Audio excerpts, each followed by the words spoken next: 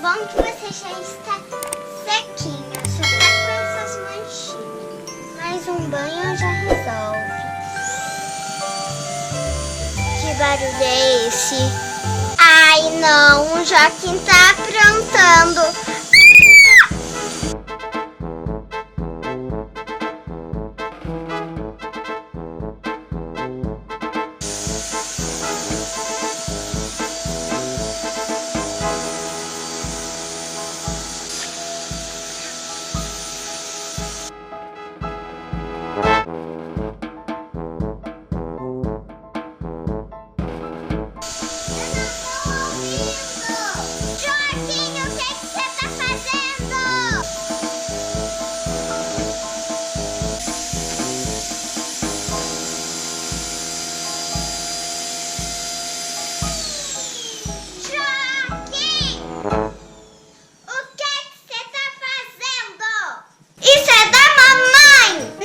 Mexer em espelhador de pó, principalmente na árvore de Natal.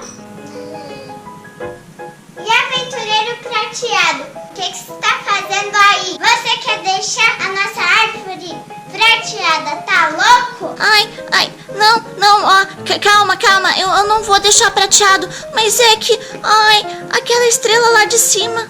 Aquela estrela, ela é tão prateadinha, eu quero tanto pegar ela.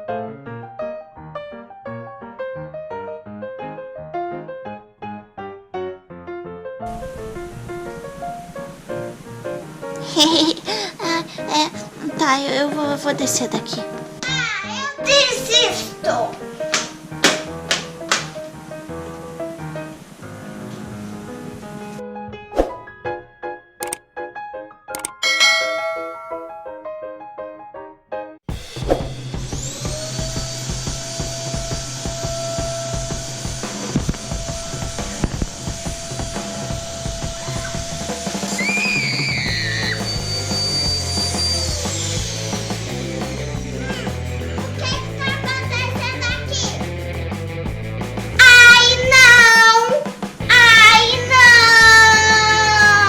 Ainda bem que você é cabeçudinho, ainda bem que você ficou. Rápido, vamos pegar o corpinho dele.